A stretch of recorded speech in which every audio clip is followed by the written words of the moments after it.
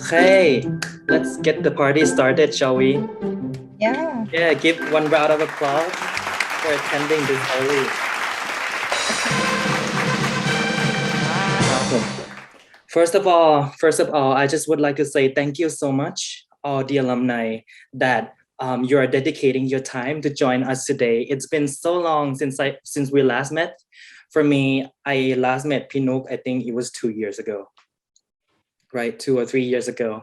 Some of you I only met last 2 weeks, but I still miss you, because we're very connected, and we're very, it's the family, it's the GSSE family. We always miss each other and support each other. But today it's a very special occasion because it's the first time ever that we, come together and do something like this. We never had a session that really, gathered people, alumni, people who graduate already and actually go on with their professional life, having a fulfilling life, or some of you are exploring yourselves, trying to find, what interests you the most. And that's very interesting because then now that you come here, all the juniors and all the, students who are here in GSSE can learn from you, from the real, GSSE people, the real, experience that you've been through. So let me just, is Moh attending today, Pearl? Do you know? Okay, right. Okay, so without further ado, let me introduce myself first. So my name is Bass, and a lot of you might already know me, right? I'm from cohort 2, right, which is a very long time ago. And now we're welcoming cohort 9 this year. So 9 minus 2, 7 years. Yeah, and I will be your host for today's session. And because we have 1 hour session, I'll start with letting each of you introduce yourself, what cohort are you from and what you are doing right now. And then we'll go on to have an in-depth interview, not like an interview, but in-depth, questions that I would like to ask you guys.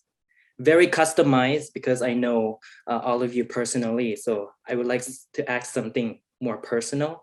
And then towards the end, we will have an Q&A session or an advice that you can give out to our students who are watching live and who may be watching from, YouTube video as well. Okay, so why not just introduce ourselves? Who wants to start first?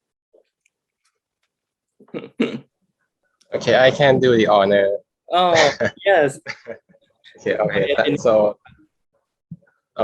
thank you, Beth, for the brief introduction. So I'm Nook from the first cohort. So I have known Beth personally, but right now I'm working at the Moh and Took Foundation for almost 3 years now. And my job basically revolves around business development for the local people up there in northern area, like in Chiang Mai and Chiang Rai. And that's a lot of things that we do. And I do personally, so it's not just about the scope of like business development, but development at the ground level up to the top level. So I can get into detail later, but I let other people introduce themselves. Yep. Thank you. Thank you. And what cohort are you in again? Cohort 1. Sorry, my sound might be a bit like there's some noise. Okay, so. It's very it's very clear. Yeah, thank you. So Pinok is from cohort 1, the pioneer, the true pioneer. So the next one, please. Nong Tem, I think you want to say something. Yes, I can. Yeah. Yes. My name is Tem. I am from cohort 4. And right now I am actually exploring myself about, what I really like to do. But currently I am teaching at Plain Patana School as a part-time instructor, as a special instructor. So I design the curriculum. And then I also teach school students specifically on design thinking, business, and innovation. Yes, and at the same time, I am also helping a friend of mine running our business, Lambler. Yes, and that's what I have been doing so far. It's really nice to meet you, all of you here. It's a pleasure to be here, and I am really excited. So I am going to pass it on to Benny. Okay, Benny, why don't you introduce yourself? Thank you for passing it on to me. So I'm Benny, Palini Bamlung from cohort 4. Currently, I'm working as a project coordinator at the Sustainability and Entrepreneurship Sassin School of Management. The work that I'm doing is like mainly we working to organize the startup competition called SCG Bangkok Business Challenge. Yeah, and also working on other things like training, advisory for the startup and corporate. Yeah. Okay, thank you so much, Benny. Nice introduction. Why don't we go ahead and go to Jinny? All right. Oh, this sounds interesting for everyone to get an update what you guys are doing. So my name is Jinny, Chinpani Sokowatano from cohort 2, Friends of Beats, same cohort. And currently I come back to work with my family business as the business development and marketing manager after jumping around for 2 or 3 years on a private sector and also public sector, and right now come back to work on my family business. So if you are in the exploring phase and want to know about the experience, how it's different from each sector, please feel free to ask me today. Thank you. All right, great. Let's who wants to be next? Gino, I know you're here. Unmute yourself. Yeah. Yeah. Okay. I'm so excited to be here. And hi, everyone. My name is Gino. I'm from GSSE cohort 3, and I'm the younger brother of Jinny. Oh. I also work in the family business as her, as a international selling of our ASEAN documentaries. Yeah. Also, at the moment, I work in Tem Thai company as a similar to entrepreneurs, or some business call it like management trainings. I work to understand the process and teach the process to the new employees. I manage the international sales, inbound sales.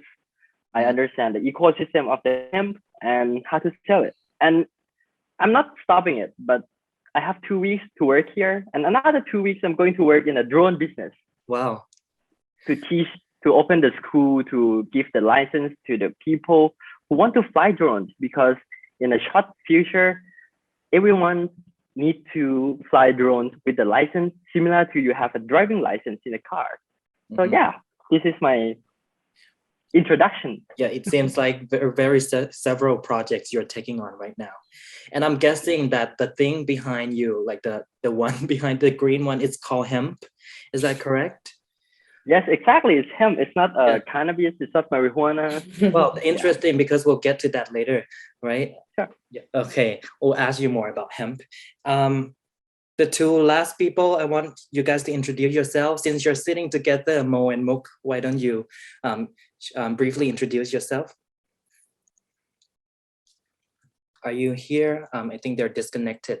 Okay, right. But I can give you a short introduction of them. They are from cohort 2, actually from my cohort with Jinny as well. And they are now running a social enterprise called Happy Grocers.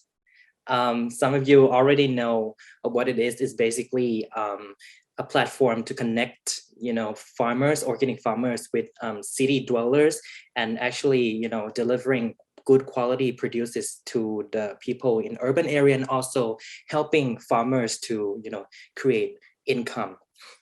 Okay. The next session, we will get more in depth to each of you, but not that very in depth, because each of you might have maybe 7 or 8 minutes for you, to answer some of the customized questions I have for you. I will want to get to know you better, and having collected expertises, from a lot of you, our juniors may be able to learn a lot. Some of you work in the public sector before.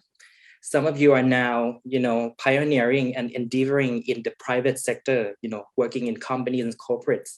And some of you also work in foundation and NGO. And let's start with the person who works in the NGO sector, right? The foundation sector, you might wonder what it's like to be working in that industry and, what kind of challenges and what kind of opportunities they have. We want to shine the spotlight toพี่นุกครับผมพี่นุก from cohort 1 yay ครับผม Okay.ครับ Okay. All right.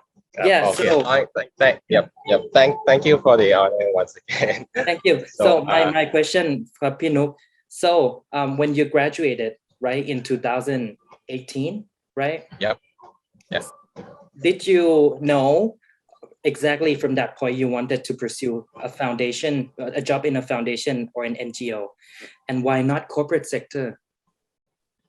Oh, to be honest, actually, since I graduated, I took like a whole gap year to explore myself, and I didn't really know like what I want to like do especially, but I tried to like find some jobs in the private sector as well.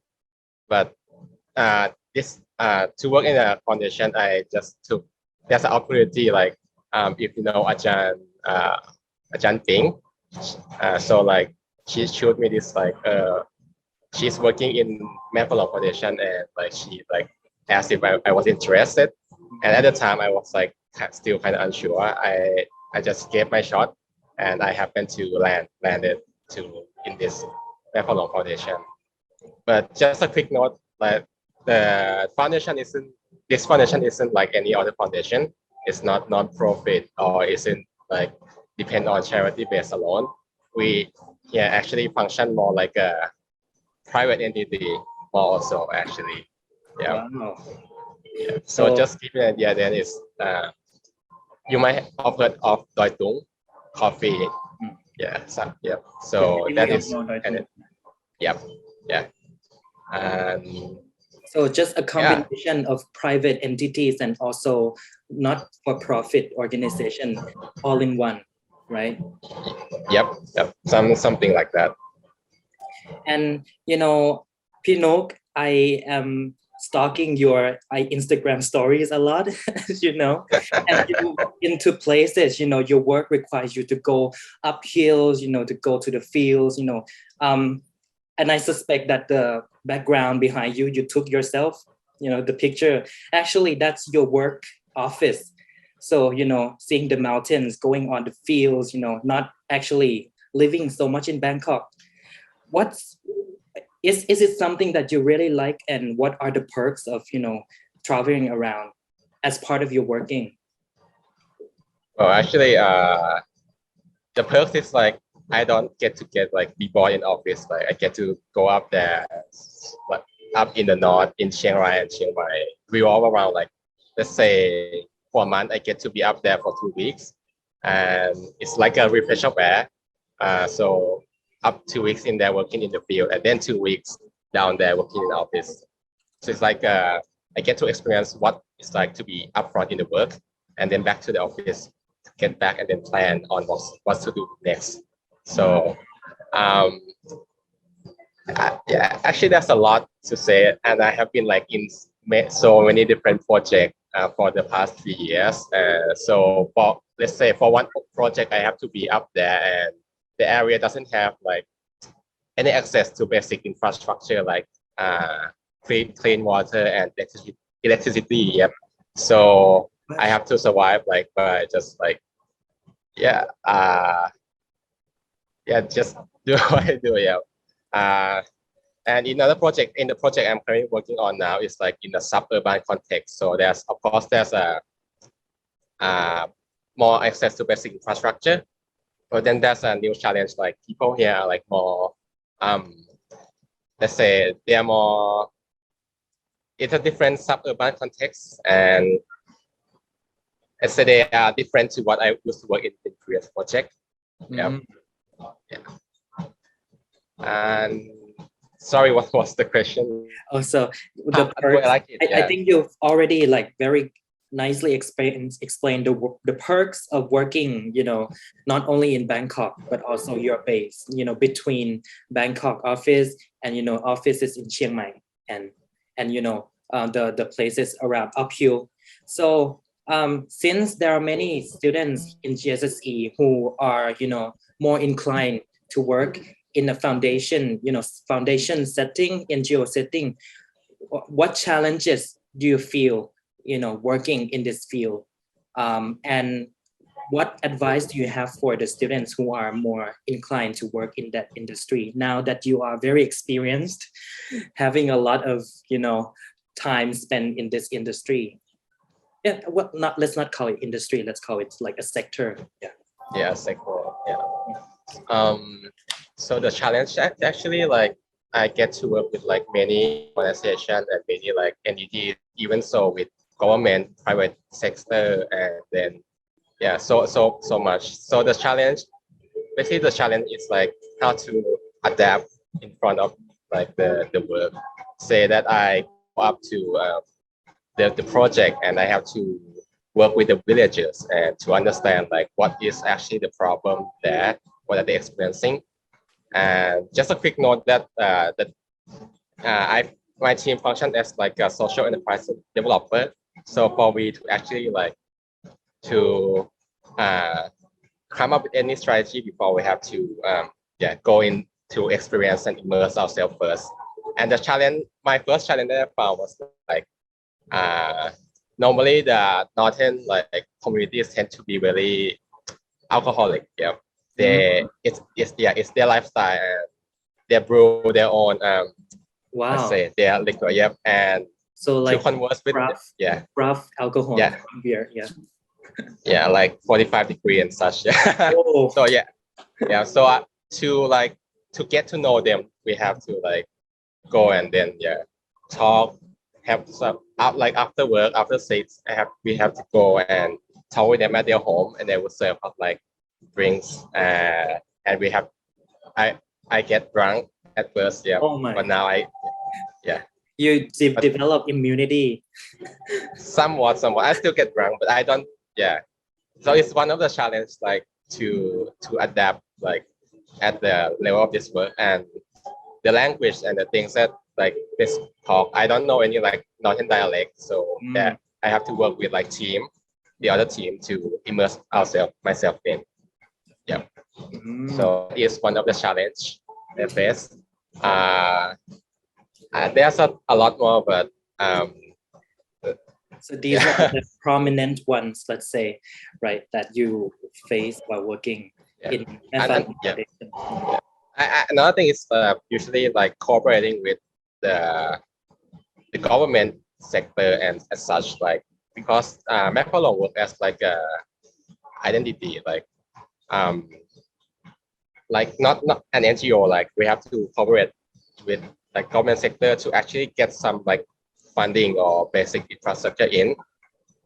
Say that if the project if Macphalong doesn't start a project in one area, then the government like doesn't do much like in that area. Oh. So so mainly the focus of how Macphalong going to each area is based on drugs and people who are addicted to it. So we try to introduce like alternative development for them to find a better way of living through maybe like agriculture, doing the handicraft and such. That is, Okay, so to encapsulate what you just said regarding to the challenges that you are experiencing working in a foundation setting is you have to adapt a lot, because you work a lot with people in local communities, right? You have to know how to be part of them actually, and having a heart of a spirit of actually living there and, wanting to come up with real change, because changes don't necessarily come from the government sector always, but you have to be creative enough. So one last quick question for Nook, before we go on to the next person. So what's your plan for the next few years? Quick question. Yeah.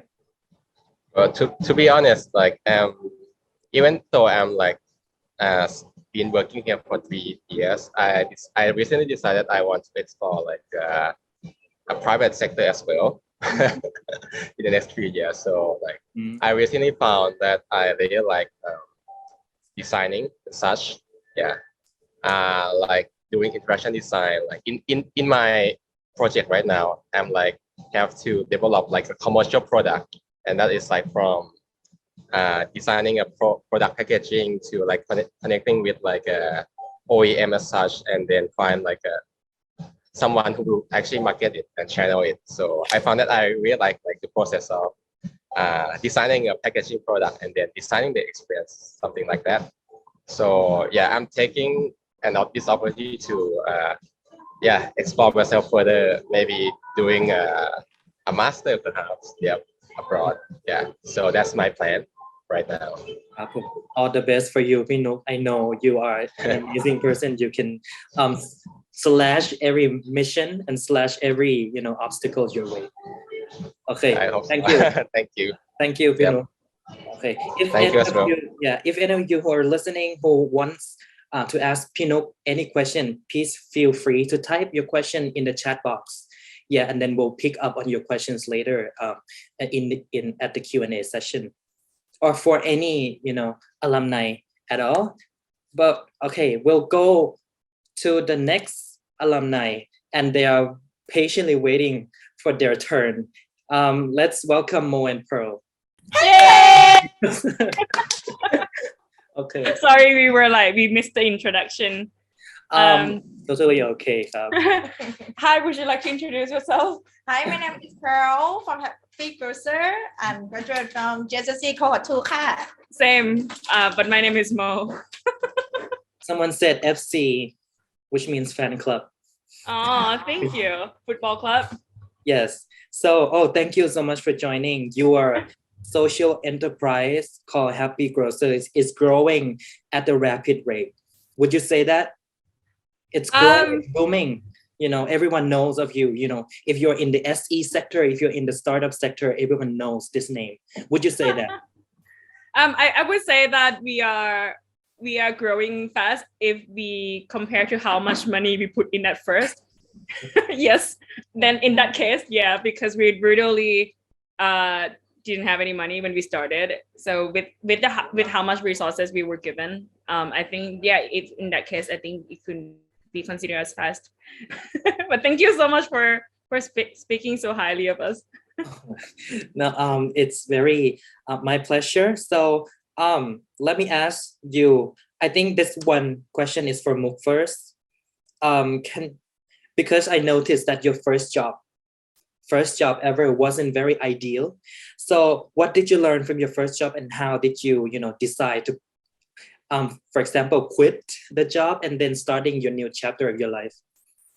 So it's basically that my first job is actually what I'm passionate about, but when it's like the good thing that I learned from my first job is the connections.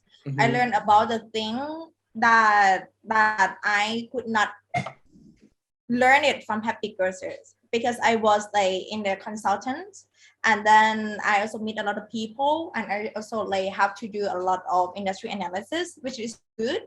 But then also that while I'm learning the new skill, the new thing, I have to think of my lifestyle as well.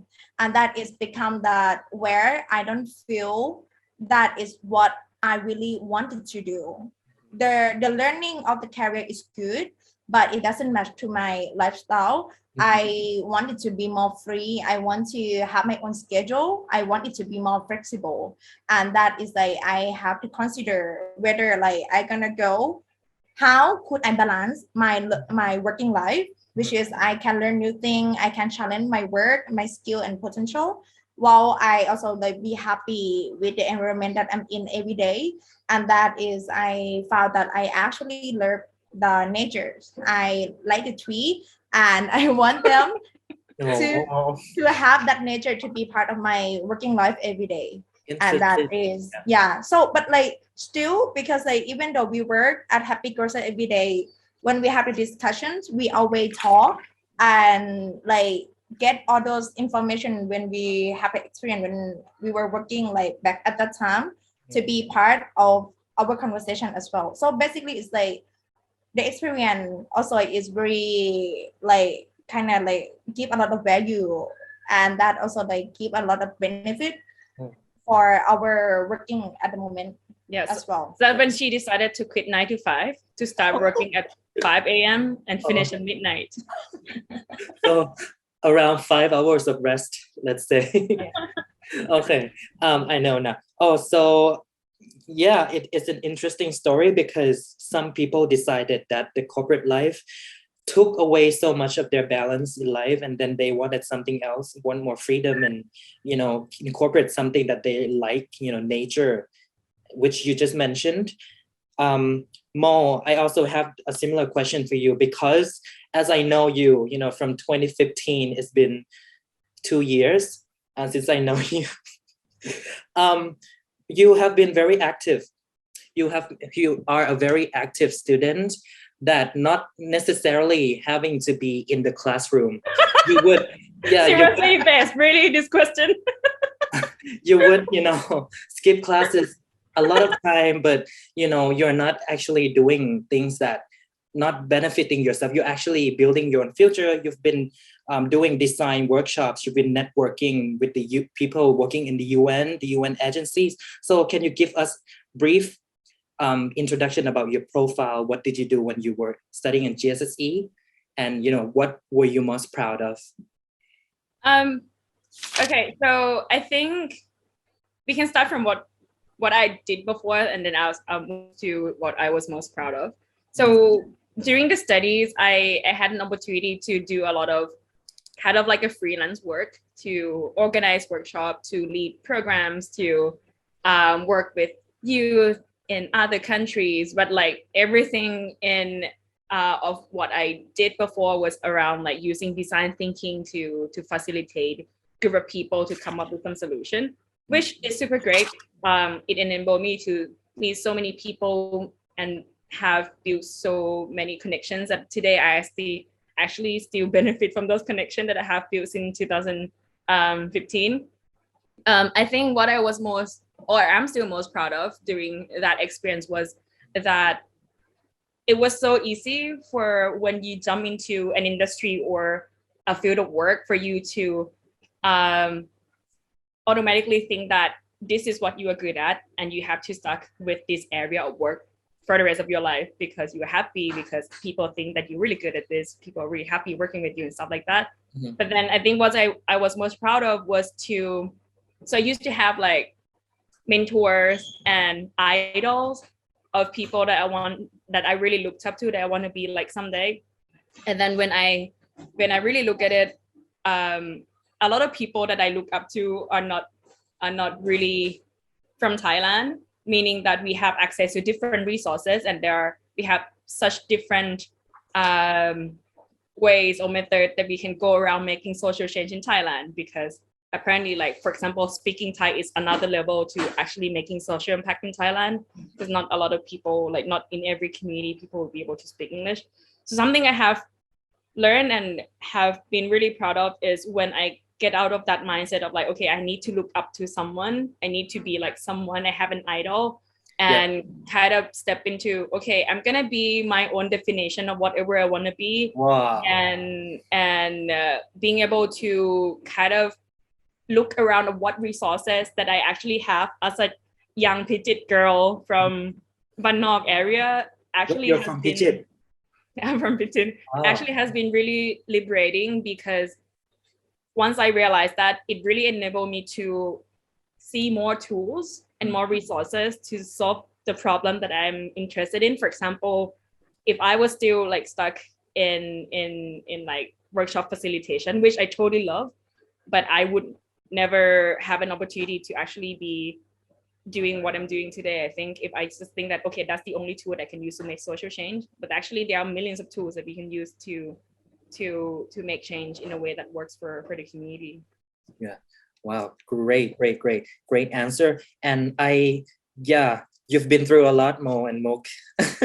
Oh, thank you for sharing that. I especially like the concept of stop idolizing people. At one point in life, you need to grow. You outgrow some people you've been idolizing, and then you have to find your way and craft your own personality, craft your own thing, and go out there and provide unique values to the society, which is exactly what you're doing. And quick one before we move on to Jinny, right? Would you share, because teaching, social enterprise and entrepreneurship in the school and university is one thing. Actually having to build your own SE is one thing. So could you just, briefly share with us what have you discovered that are the most important, working together to create an SE? I think the most important thing that we have learned in creating our own social enterprise is to kind of like always be open-minded to learn from people within and outside of the industry, because actually something that we think is the most valuable skills that we got from from GSSE is the ability to have the confidence to always be honest to people that, okay, we do not know everything, but we are here to learn. And I believe that because there is no fixed solution to anything at all, really nothing at all has like such a one single rule that could fix it. So it's really important to always be open-minded and talk to people and just be respectful of other people's experience and knowledge. I think that's one of the most important things that we have been using in growing our company as well. Yeah, and for me, that I would love to add is that for you to expand your business, basically that you have to work with other people, and we say sometimes it could be like different industry. So you basically have to study about them first, because when you talk in terms of benefit, it's basically that you should make them feel that you empathize them as well, that the deal that you're going to make with them is basically they getting benefit, not only your side. Right. Because we could not deny that, like, even though you're a social enterprise, you are like private sector or whatever, when you talk in terms of collaborations, they were thinking you come with the benefit that that person can give, and that could create some of bias that they can have in their mind. So basically that you should study about that person that you're going to talk first, and then try to really think that what would be the benefit that the sector that you talk to could get from you, and make them see that it will be a good opportunity, and then what will you get from them by sharing those benefits together. That is like how to minimize the mistake and bias that could happen in terms of negotiations. Because I think it's like kind of sad and sin how to talk when it's become about negotiation. And it's not manipulation either. It's basically like understanding what they would like to achieve and see how we can achieve that together. Okay, great. Thank you. I think it's very insightful, the advice you give from the real hustlers. We're the real hustlers. So thank you, Mo and Mook, for giving it. I know you're busy. Are you trying to manage something right now? We kind of have to run somewhere actually. If you could stay with us till the end, but if you have to go somewhere, please. But we'll let you know if there are any questions that you could answer for the students. Thank you so much. Thank you. Okay, thank you. So nice to see everyone's face here. Yeah, long time no see. Okay. 再见. Okay. Oh, there. Okay. So, Jinny. Hi. Hi. You look as good as I remember you to be. Jinny, very, very neat person, when it comes to work. Her working style is very, all I could say is professional, when it comes to my professionalism, standard, and discipline. These are the words that I would describe you. But I have some questions for you. I totally wanted to know, can you share about your past work experiences? Because I know this is not the first thing that you endeavor into. You know, you now own your own documentary company, EdTech, but it feels like you've been having a few jobs before. Can you tell us a story about that and why you have transformed to become who you are today? Sure. So maybe for this, maybe some inspiring story for the student who is going to graduate at the end of the year. So at first, I also have my own plan. For example, in the first year, I will do this. Second year, I will do that. And on the third year, I move to this job. But I'm not a job hopper, actually, to say this first. But when the opportunity knocks the door, it never wait for you to make a decision. So you have to make it right away and adjust the plan, especially in the COVID situation. So right away after I graduated, I jumped into the consulting firm, strategy consulting firm. And that's my first point that I think I'm the dumbest person in that team, actually, because they required a very brilliant people, smart mind, and higher structure rather than the things that Bates also described me, that I have to say that in terms of the real corporation sector, and have to work with people from different countries as well, since it's international companies. And after that, I also have a question every day that why do I have to make someone richer and richer? But how about myself and the society? That's something that put me out. Very valid in the way that the question that, since I have to give a bit of the context that I really passionate in the business at first during the study, but however, when you jump into the business, real business, and you ask this kind of question to yourself, and this turned me into another next opportunity, which in the public sector at an equitable education fund. And I work as a research team. So at that time, I work as a social innovation and social entrepreneurship research strategist. Wow. So mainly work in a research team and look at the edtech startups, case competitions, and mostly my partner is the business sector.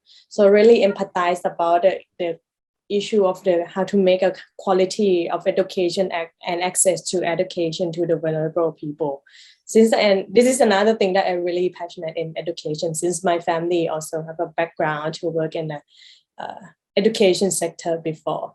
So at that time, I worked with, as someone says, when you start a first career, as on the first few years, you should see the big picture or big feel of the industry to understand the ecosystem of itself first, before you jump into any sector that you want to go. Yeah. So at this point, it's given me a lot of opportunity to see in the education sector in a big picture of itself in terms of how to work with the private sector, work with the EdTech and SE, and also work in a public sector as well, which is another challenge, just when you are the one who just only challenge the status quo of the public sector and try to create an innovative culture in itself. So it's really important that you need a personal drive to see and make a change in this point. And once the COVID hit again, and there is a family matters that I have to come back to help in the family business. And again, the opportunity knock, which actually this is my 5-year plans. So this is the thing that are to hook everyone out, that don't be worried if it's not go as your plan. It's maybe a better plan that you have an opportunity to explore yourself. And very spiritual. Right, because I'm the one who really have a structure and also plan for myself, but it turned out it's shorter than the expected plan. So maybe you have to knock yourself that time at the post-COVID, everything started to change faster and faster. Yeah. So this you need to be considered. And when I come back to work in family business, it's another thing that you have to your own boss, like what Mook and Moh said, and it was the one who make a big decision or make a move, and all by yourself. All by yourself, and also the structure, the knowledge that you gain from the consulting, you get a structure structure and also understanding of the education industry, it incorporate together and to make back on your own business, on what you want to do and what you want to create. So it's I actually resonate with you a lot, Jinny. I relate with you because I jump from one thing to another. No, not I don't want to say jump, but like I evolve from one thing to another throughout the period of time, right? Because I started as, I didn't know what I like to do, as an intern. I went to an SE. I also went to a foundation. And then I also went to a big corporate. And so, for me who, try to explore about myself and what I really like, it's really about journey, and sometimes you can't force it. You have just to play along, go along with it. Exactly. I think I just realized that it's the beauty of life, that you exploring yourself, and I really like the things that Mook and Moh say, what you want to be as yourself or what you see yourself to be. And actually, when you have to move on to another opportunity, it doesn't mean that you cannot return back to the first opportunity or second opportunity. Because right now, I also get a friends of mine who call me and you want to go back to the corporate innovations. We are running this and want you to join as a part-time. So you also return back to the opportunity that you really like or you're interested in. But it's the most important thing is you try to keep doing and you will find yourself what you really like it. Okay. It's inspiring. Okay. Yeah, thank you so much. This is such a good insight. Some students who are, now studying might, learn from you that it's not at all, very structured or at all, 1, 2, 3, very linear. Life can be very circular and iterative. So, okay, I'll let you and Gino talk about Dear Asia, which is your family business next. But thank you so much. But we'll go over to Gino, which is your little brother, right? So, and then after him finishing, I'll let you guys introducing Dear Asia. Thank you. Participants. Gino, what's up? What's up? What's up? How are you doing, first of all? And where are you right now, actually? I'm in Pop Phra Tak province. Yeah, next to the Myanmar borders. Yeah. Is it cold? It's pretty cold here. It's around 25, 24, around that. Oh, whoa. That's I actually it's the same temperature right now because I'm sitting in an air-conditioned room, so whatever. Yeah. I'm sorry, I have the cleaner air. Oh, sure you have. So, okay, Gino, very interesting profile too. You were an exchange student in Japan for 1 whole year. So, and I believe you told me that it's when you went to Japan that you actually met with someone who introduced you to hemp. Is that correct? Can it just tell me a little bit about your experience being an exchange student as a GSSE student and then go to Japan, meeting an opportunity such as, people introducing you to hemp. Can you talk about that? Sure. I would say like it all started from when I was in internship at my second year.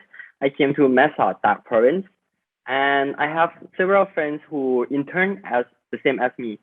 So we work to develop the curriculums that fit to Hue tribe students. And so that I met with like Hmong friends who show me that, let's see this. This is a of like a hemp. And I feel like, whoa, it's interesting. And she told me that we will never make it again. And so like, why? It's look beautiful, it's fancy, and it's him, it's fancy work. She said like, no one is working in the community anymore. So after that, I just keep thinking like, no, this shouldn't happen. I'm not allowing this to happen. And I went to Japan and I keep exploring. I go to everywhere. I study in Kyoto province, which is very, very kind of not conservative, but very traditional place.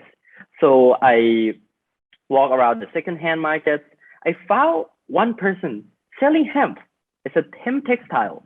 And I think to myself, damn, my friends told me that no one's going to make it anymore. But on the other side of the world, this is so much expensive. So I came back right away and I told my friends, make it for me. I can sell it for you. You don't have to stop your traditions. You should continue it. Wow. Yes, it's our start. Yeah, Hey, that's our yeah, start. very, very passionate.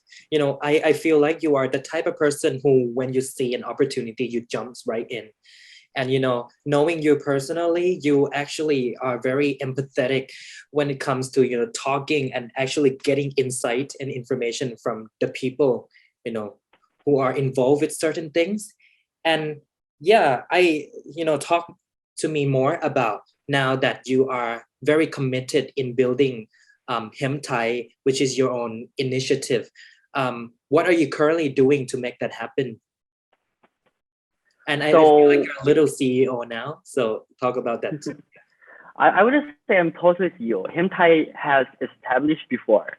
It's a company from a person who really interested in hemp, want to make it as a textile, have a similar passion to me, but all she have is like selling and have the vision about hemp. But for her, jump into farming business, jumping into raw material business is quite hard, and she and her business partner would like to move forward toward it. Me myself, never know her before. I just feel like, okay, this person makes work on him for 15 years, so I go directly to her and talk to her. Ma'am, I would like to work with you, not work for you. Yeah. Wow. Yeah. And so she let me try to do everything I want to try. She will invest in whatever I want to open the new business. It's kind of entrepreneurial too, I think. Wow. Yeah.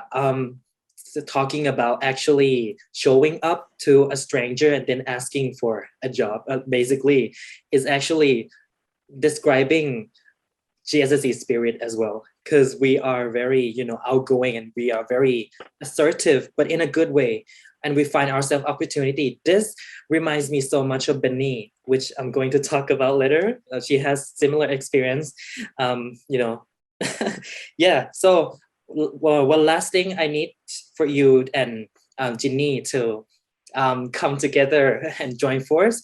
Can you tell us a bit about your edtech, family business as well, and what is your vision, for this enterprise, and what do you want to say to the participants here today? Yeah. All right. So actually, this is a high production quality project, since it's really inspired me since my high school years. It's up until the time, by the time that I study in GSSE, and right now it's come up to in the form of micro learning platform, since we get an insight that the documentary it's quite too long for teacher to use it, so we make it as a encyclopedia, short clip videos, interesting articles, and it's going to launch by maybe around the mid of March, and the soft launch by the end of Feb. So please stay tuned. So the pictures, the images that we are seeing now are the pictures that are from your production, from your studio, right? You went there. You actually went there. Exactly, to 10 ASEAN countries, 10 nations in ASEAN countries. Wow. Over the past 3 to 4 years with my dad. Right. Okay, so for anybody who is interested, we have this very, high production, high quality platform called dearasia.com. Actually, we're going to launch it for free as well, so everyone can use it for free for the maybe half an hour to 1 hour to test it. And if you like it, please subscribe it. Oh, yeah. Please do. I really encourage you to, go and check out their website. High production, high quality documentaries. Yeah. Thank you. Thank you, Jinny. Thank you, Gino. I really appreciate it. Okay. Well, we'll move over next to the next cohort. Okay. Can you stop with the sharing? Yeah. Thank you. Okay, so we'll move over to Benny. now that we've talked with PP from cohort 1, 2, 3, and now you are the cohort 4, the freshest graduate GSSE has. What year were you? What year did you graduate again? Can you? I graduated last year on June. Yeah, like around June. So 2021. 2021, yes. June. And from what I understand, Benny and them, it was so sad for you to actually having to move out of the dormitory from Thammasat. It's really sad. They But you will get to basically say cried. goodbye to everyone. Oh, yeah, right. We all know what happened 2020, 21. But yeah, we're moving forward now. You're actually getting better with your life. Now I have a question for you, Benny. So I heard from somewhere that you started as an intern in Sasin School of Management. How did you end up becoming their full-time employee now? There must have to be something that happened and led you to the opportunity. Yeah. So when I was an intern, I was in the team called Learning Experience Design, which is like working with the professor to co-create the course for the student assassin MBA class. And then I found out that like it's not my favorite thing to do, you know, like, and then I also got a chance to explore other department assassin, which is like entrepreneurship, because that team, they organized the BBC competition or like Bangkok Business Challenge competition. Mm-hmm. And I was the like a past participant for 2021 too. Mm-hmm. So I got to work with my current boss, and I found out that I really interested in doing this thing, and it's really interesting for me because I feel like I like to surround myself with like startup environment, and plus I also have like the director of the sustainability and entrepreneurship, which is like Kun Sam. And when I met him, I talked to him, I really feel like this is like a boss, a mentor, a coach that like I want to work for them, you know, because I believe that I will gain a lot of like valuable experience. So I just reached out to them. Yeah. So I took all my courage, just reached out to the director and say, hey, I'm looking for a job.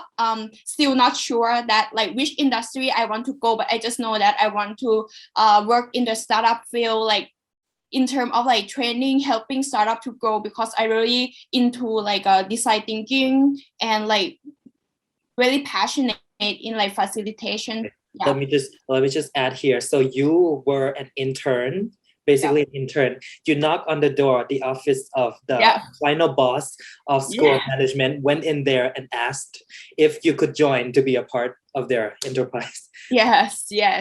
Wow. Yes. That's courage. I would say that's he laughed like real hard when like I reached out to him. He was like, which is something that I really admire, you know, and GSSE students seem to share this spirit because, you know, a lot of opportunities that are, you know, that we go after, usually they're not given to us. I myself also direct message certain director of a certain organization if I could work with him, and then he said yes. So that's how I got my internship. So similarly to you, similarly to Gino as well. Yeah. So one last quick question before we go to them.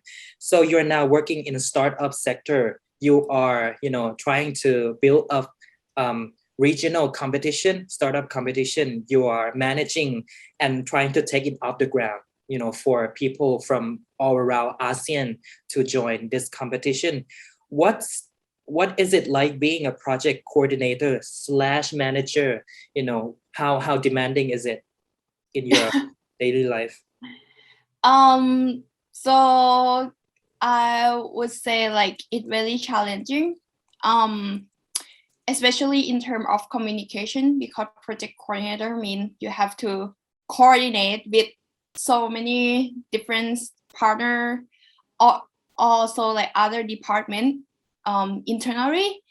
So I have to be really like be able to communicate with them. Yeah, so it's really challenging. Yeah, and also I get to learn a lot of things from like being a project coordinator in terms of like looking like in the big picture, and then like when we have the big picture and we can plan like what next, you know. Yeah, so yeah, that's what I learned from being a project coordinator. All right. Great. Thank you so much for sharing your experience with that. I think the important takeaway from Benny is, you know, go for it. You have nothing to lose. Yeah, that's really it. And you know, once you got the opportunity, you put 100% to it, trying to, you know, climb the ladder, improve yourself every day, and show what you've got, you know, your potential. So thank you so much, Benny. I just want to add a little bit that like even is something that you reach out to them and you think you can do it well, but at one point, like we are never perfect, like to like, and we are like learning is endlessly, like we have to learn all the time. So just make sure to like you know, beน้ำไม่เต็มแก้ว. Yeah. So that's how we survive. Yeah. Be a glass but not a full glass. Yeah. Right? Yeah. Okay, thank you, Benny. Before we go to them, last but not least, the sweetie unicorn, my sweetie unicorn, as I would call him. Yeah, thank you so much. I just want to acknowledge you once again, Benny, Tem, Gino, Jinny, Moh, Pearl, and Nook for, you know, spending time with us today. You know, thank you so much. For staying until the end. We'll get to the Q&A session. Brief one later. We're running about 5 minutes late, but let's do it on time. Yeah. Okay. So Tem, last but not least. Yeah. Well, thank you so much for joining us. Yeah, thank you for your question. Yeah, I haven't. Young. Okay. You are in Ranong. Yes, exactly. I am now in my hometown at Ranong, but I'm actually, you know, I've been going back and forth Ranong and Bangkok almost every week. Yes, because I have a class to teach. Because you have a private jet, or I'm sorry, no, yeah. Because I have a class. Yeah, you have a class. Class as in you have to teach people, or are you still studying in GSSE? No, I actually graduated from GSSE last year in maybe around December. So after Benny, and the reason with that is because when I was in year 3, I went to the States for the exchange program. So I have to retake some of the courses that I once withdrew. But at the moment, I am actually teaching at the high school. I would say it's the alternative education. It's really good school, I would say. And it's the school that Jinny and Gino, went to when they were in high school. It's Patana. It's located in Bangkok. So if let's say if Jinny and Gino are still students there, you will be their teacher? Yeah, maybe. I go and visit him already. Okay. Yeah, let's come back to your course later. I know that you teach design thinking, which is the heart of GSSE curriculum as well. But now you're teaching design thinking to the students who are high school students. But yeah, let's get back to that later. I want to know about your experience being selected as the representative of Thailand to go to Yse. Talk a bit about is that, did I pronounce that correct? You went to Yse, right? Talk to us about how did you come across and become selected to represent Thailand to be at Yse, and what's it about? Right.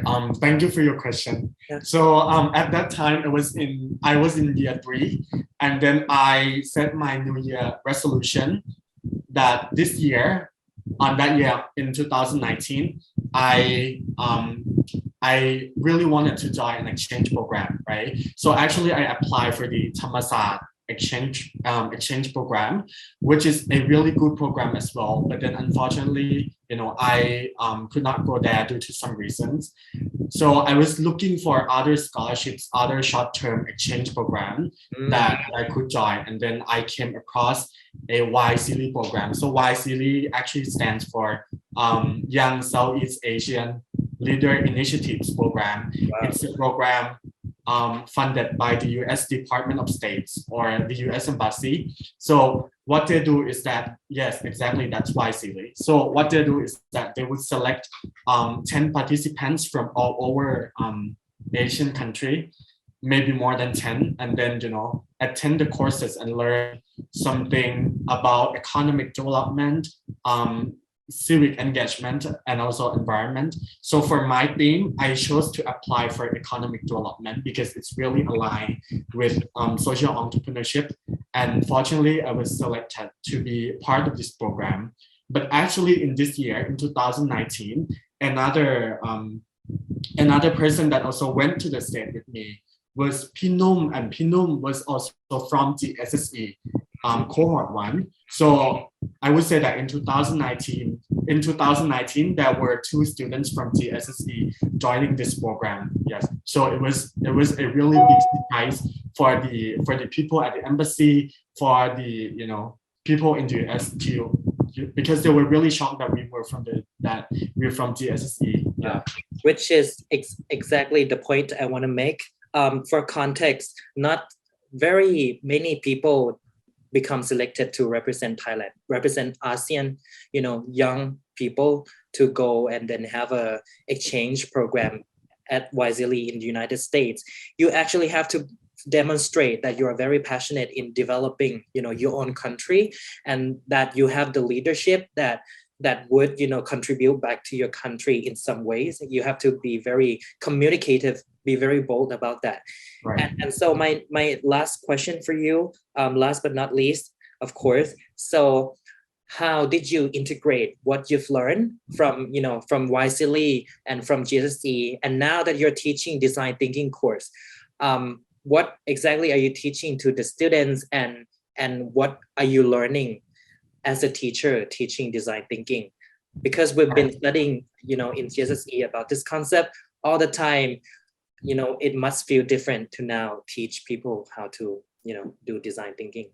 Exactly, yeah. So back to the Jsse program, when I applied for this scholarship and then I was selected, right? I would say that I did not do a lot of preparation for the interview session or for the, for writing the essays in order to apply, because I would say that GSSE has prepared me a lot in terms of the projects that we've been doing in the classroom, in terms of soft skills, things like leadership, communication, things like that.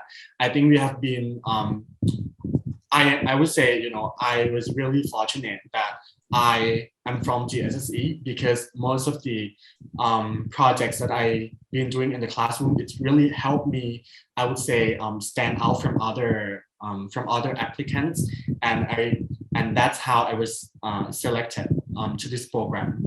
So after I came back, and then after I graduated from GSSE, now I became a teacher, an instructor, teaching about design thinking.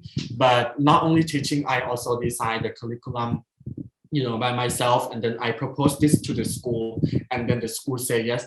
So after that, I got to teach about design thinking. I would say that learning design thinking and teaching design thinking, it's actually very different. It's not the same at all. And also, I think it is more challenging when you teach design thinking to someone, especially to grade 10 students, because you need to be really mindful of those technical fancy words that you were introduced about design thinking when you were in the university classroom setting. Yes, because you really have to explain it to them in a way that it makes sense to them, and you have to demonstrate them of how design thinking can really be implemented, can be used to address the problems. Great. I think that's the fun part of teaching grade 10 kids. Yes. Great. So you're basically turning pain points into good points now that you have the chance to teach. Thank you so much, Tem, for sharing your experiences with us. I'm acknowledging now that we run 4 minutes behind the schedule. So now we're wrapping up quickly, right, with the Q&A session. Thank you so much, Tem. Okay, so before everyone go and before this session finishes, I would like to thank once again. And if you have any question, as a participant, maybe you're listening to each of them, having any question, please feel free to ask in the chat, and we'll finish off this session with, each of the alumni having a few last words. Someone asked, let's say, to whomever wishes to answer, what was your biggest takeaway from GSSE that you still use in your daily work life? And I think this question can be applied to all of you today. So we'll go with each of you. And then if you have any final advice or final remarks, or you want to answer this question, please do so. So I guess let's start with who wants to go first. Your final, advice, final remarks. Okay, Jinny. I feel like you're, All right. yes.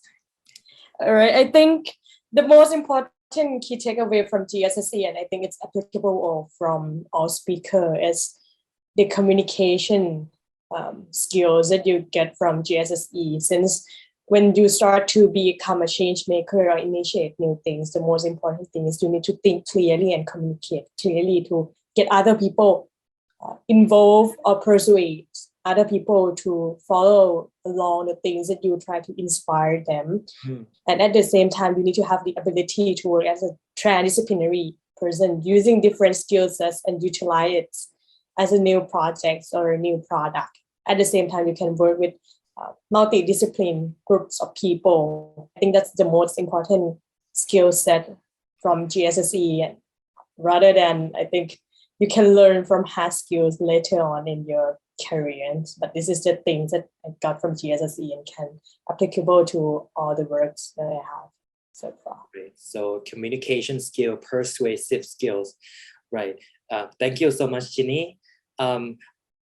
Benny, would you give your final advice? Yeah. Yes. I would say design thinking. Our program have been teaching us for 4 years, and all the process is just really important and practical in the real life. I just explore it with myself, because every step of my work life, I always think as a design thinking, empathize, ideation, generating idea, test it, and prototype it. Yeah. So yeah, it's a bit switchy because I just pop it up in it. Anyway, yeah. So just apply it to your life, and it's really as also for the GSSE, we do a lot of group work, which is it's really normal that we have argument with the team, some disagreement. So that's kind of thing taught me that we have to sometimes we just leave it, and then we move forward together, and we learn from the failure. Yeah. So having a designer's mindset, and then the ability to move forward, even though we are in a rough situation. Sometimes sleep also makes everything better as well. Well, thank you so much, Benny. And two more advices from two more alumni. So Gino, your final remarks. Oh, okay. So I feel like everything happens for the reason. You aim for it, you do it, you speak about it, you think about it already. And I feel like if it happened good, great. But if it happened badly, don't blame yourself. Just keep it as a lesson. Don't pressure yourself. You can pressure yourself in a good amount, but never pressure yourself until you get too bad, you don't feel comfortable to live in this world. Be happy what you do, be happy with what you're speaking, be happy when you're thinking. You will success with everything. Believe me. If you don't believe me, try it yourself. Oh, yes. the positive thinking I need. Deal said the positive. Yeah, it's totally positive. Yeah, don't the journey can be hard, but also as well it has to be beautiful. So don't press yourself too hard. Allow for the possibility of things to actually happen. Jinny said it. Gino said it. Okay, so thank you so much, Gino. One last final remark fromพี่เต็มครับผม Yes. Right. So thank you so much, all of you, for saying all the nice things. And I mean, that's really nice. So for me, I would say that if you talk about GSSE, I mean, if I think of GSSE, it might not be a place where it tells you exactly what to be in the future, but I can ensure you that GSSE is the right place for you to take the experiment, to explore yourself and unlock your potential. And I think, of all the places that I know, GSSE is one of the places that offer you that opportunity. So for other cohorts that are still studying at GSSE, please take this opportunity, use it wisely, because GSSE is always there for you. And my final words, I think it would be, once GSSE, you are always GSSE. I mean, right? Because as you can see, like, even though we already graduate, but we still always come back and then, talk to each other and then update each other about what's been going in our life. And as you can see, we all here take really bold and different paths of life, right? And we have different journeys. So this is the beauty of GSSE, is that we are not the same. We are different and we are unique in our own way. It's like the quote. Have you ever heard of quote, like you may graduate, but you may not leave, right? Oh yes, wow. I'm very touched. Everyone is touched. So many hearts on the participants panel. So thank you so much. You are always professional with giving final remarks. Thanks them. Okay, thank you so much. Before we leave the session, we'll have some form for you, whether you're a participant here, high school student, GSSE junior, GSSE faculty, Ajahn Piyasuda, or your alumni, please, if you have time, please fill the form as shown here, right, about what went well with this session and what could be improved. I'm so sorry that it runs 10 minutes late, but I also feel like we've got a lot, from this session. So I want to thank you again. Thank you, alumni, Alumni Force, the Avengers, for coming today. If I could borrow Ajahn Piyasuda, was your GSE rock stars, bona fide rock stars. So thank you once again. Hope you guys endeavor further into your life and then find the success that you wish for. Also don't be too hard with yourself. Let things happen, and we'll come back later and we'll see each other. Yeah. Thank you. Thank you. Bye-bye. Thank you, Bess. Thank you very much. Yes. Thank you, all the participants who come here. You're also another rock star who run this thing out and curate everything. And curate everything. Yeah, thank you, Khobun. More like R&B star as well. Right. Yeah. Bye-bye. Apart, thank you so much for attending today. Thank you, Ajahn Piyasuda. I miss you guys. Miss you too. Take care. Fan club for two people. Yeah, for Bye-bye. GSSE See you. for GSSE juniors, I hope that now you have a very good insights to what GSSE is about. So if we have a session like this in the future, we'll let you know, definitely. So good night, everyone. Feel free to leave the session. Thank you.